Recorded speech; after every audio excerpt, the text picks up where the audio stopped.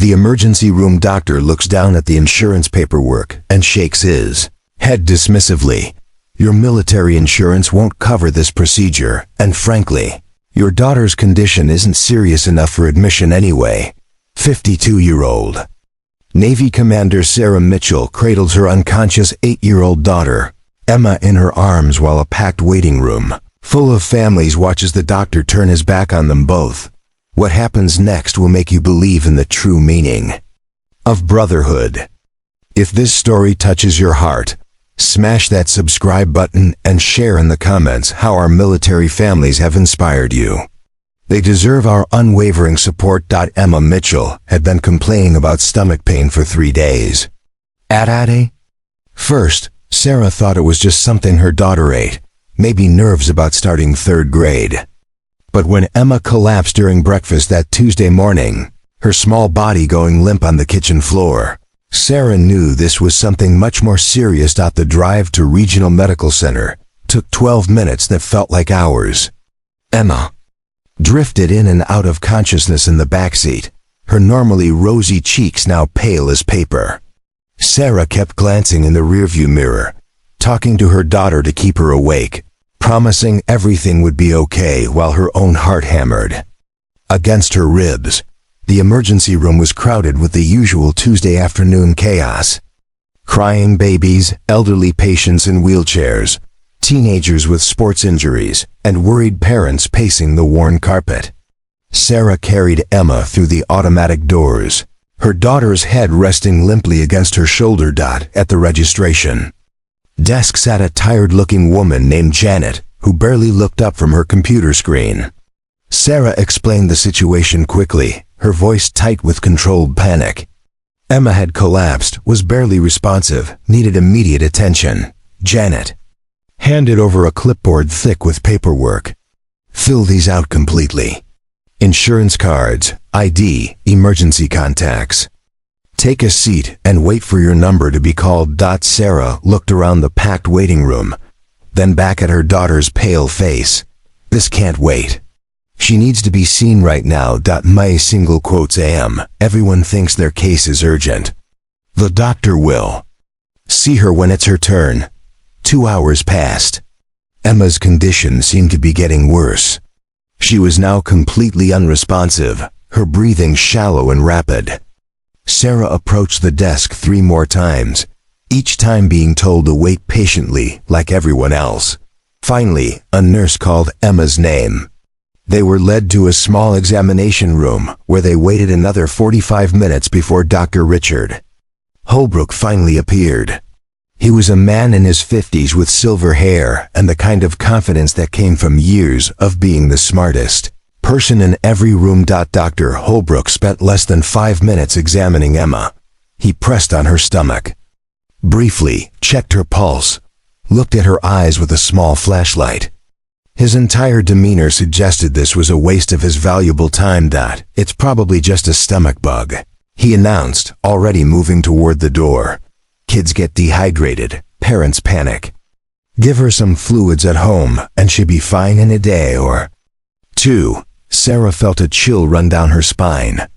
Doctor, she's been unconscious for hours. This morning she was talking normally, and now she won't even respond to her name. Something is seriously wrong. Dr. Holbrook sighed heavily and pulled out Emma's chart. He flipped through the insurance information, his expression growing more dismissive with each page. Your military insurance won't cover an admission for something this minor. And frankly, your daughter's condition isn't serious enough anyway. We need these beds for real emergencies. The words hit Sarah like a physical blow. She had served her country for 18 years, had been deployed overseas 7 times, had missed birthdays and holidays and school plays to serve the Navy with honor.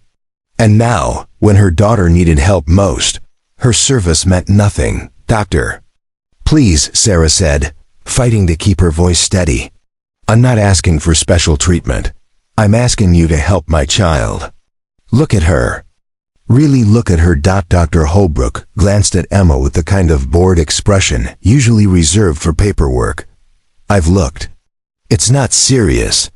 Take her home, give her some rest, and stop wasting everyone's time. The examination room felt smaller. Suddenly, the walls pressing in. Sarah looked down at Emma, whose breathing had become even more labored. Her daughter's lips were starting to turn slightly blue around the edges, a sign that made Sarah's blood run cold. "Her breathing is getting worse," Sarah said, her voice rising slightly. "Something is very wrong here. May single quotes am," Dr. Holbrook said sharply. "I've been practicing medicine for 22 years. I think I know the difference between a serious condition and an overprotective parent.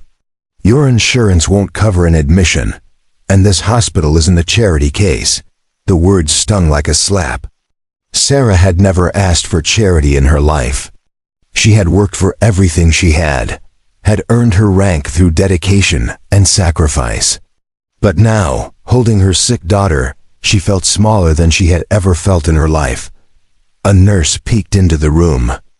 "Doctor, we have 3 more patients waiting." Dr. Holbrook nodded and moved toward the door again. "Discharge papers will be ready in 10 minutes. Next time, maybe try the pediatric clinic for minor stomach issues instead of clogging up our emergency room." Sarah watched him leave, her mind racing. Every instinct screamed that Emma was getting sicker, not better. The way her daughter's skin felt clammy to the touch, the irregular breathing, the complete lack of response to any stimulus. This was not a stomach bug, but what could she do? The doctor had made his decision. The insurance issue was real, and she was just one mother in a hospital full of people who seemed determined to ignore her concerns. She pulled out her phone and did something she had never done before in 18 years of service. She called her commanding officer's emergency line. "Commander Thompson," Sarah said when he answered. "This is Sarah Mitchell. I need help. My daughter is dying, and they won't admit her because of insurance issues." The conversation was brief but intense. Commander Thompson asked a few key questions, then told Sarah to stay exactly where she was and not let anyone discharge Emma until he called back. 20 minutes later, the hospital's main entrance doors opened and 6 people in Navy uniforms walked through. Not just any uniforms, but dress blues with enough ribbons and stars to make it clear. These were not junior officers making the social call. Leading the group was Admiral Patricia Hayes, a woman whose reputation preceded her into every room she entered. Behind her walked Commander Thompson, 2 Navy doctors, a hospital administrator who had been hastily summoned from his office, and a Navy chaplain whose presence suggested the situation had escalated far beyond a simple insurance dispute. Hospital erupted in whispers as the group moved through the waiting room like a military formation. Families pointed at the uniforms. Staff members stopped what they were doing to stare. The energy in the building shifted completely. Dr. Holbrook was in another examination room when a nurse frantically knocked on his door. "Doctor, there are Navy officers here asking about the Mitchell girl." Dr. Holbrook stepped into the hallway and saw the group approaching. Admiral Hayes walked directly to him, her bearing commanding respect even from civilians who had never served a day in uniform. "Dr. Holbrook, I presume," she said, her voice carrying the authority of someone accustomed to being obeyed. "I'm Admiral Hayes. We need to talk about Emma Mitchell immediately." "I don't understand," Dr. Holbrook stammered. "This is highly irregular. You can't just march into my hospital and demand." Admiral Hayes cut him off with a look that could freeze. "Water. Commander Mitchell has served this country with distinction for 18 years. She has been deployed to combat zones 7 times. She has earned the respect that comes with sacrifice. And right now, her daughter needs medical attention." One of the Navy doctors, a man named Dr. James Park, stepped forward. "Admiral, with your permission, I'd like to examine the child immediately." Dr. Holbrook's face flushed red. "Now wait just a minute. I've already examined her. This is my hospital, and I make the medical decisions here." Admiral Hayes turned to the hospital administrator, who had been hurriedly called down from his office. "Mr. Peterson, I believe we need to discuss the hospital's policy regarding military families and emergency care. What followed was not exactly an argument, but it was not a friendly conversation either. The hospital administrator found himself caught between his staff doctor and a Navy admiral who clearly was not leaving until Emma received proper care. Meanwhile, Dr. Park had entered Emma's examination room and begun his own assessment. What? He found his expression grave.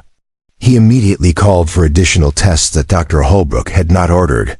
Within an hour, the results were clear. Emma had acute appendicitis that was dangerously close to rupturing. If it had burst, the infection could have been fatal.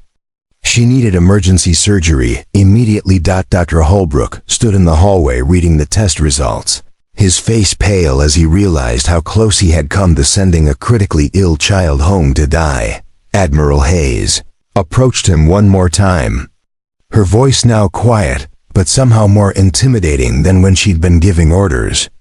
"Doctor, this little girl almost died because you decided her mother's service to this country didn't matter.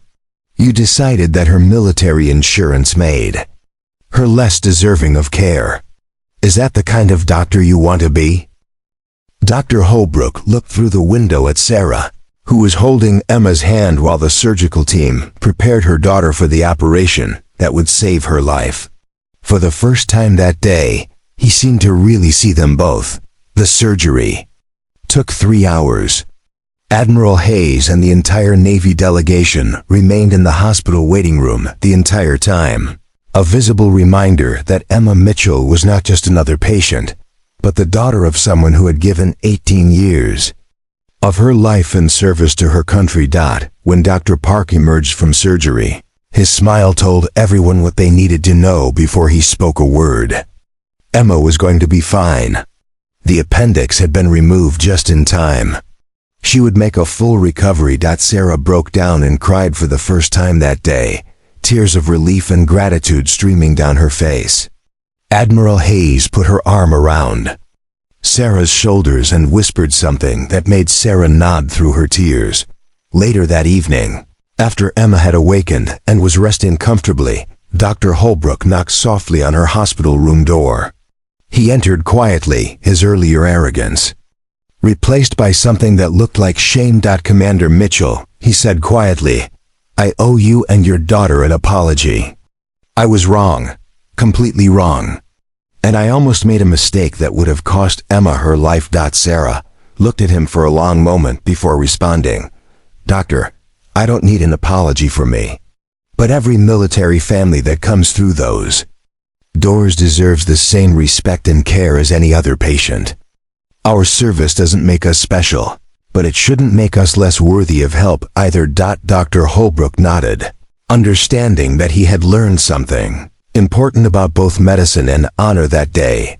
Emma recovered completely and returned to school 2 weeks later with a scar she proudly showed to her classmates and a story about the day the Navy came to her rescue. But the real story was about a mother who refused to give up when her child needed help, and a military family that reminded an entire hospital that service members and their families deserve respect, dignity, and the best care possible. Sometimes it takes a show of force to remind people what honor looks like. And sometimes the most important battles are fought not on foreign shores, but in hospital corridors where parents fight for their children's lives. Sarah Mitchell continued to serve her country with the same dedication she always had.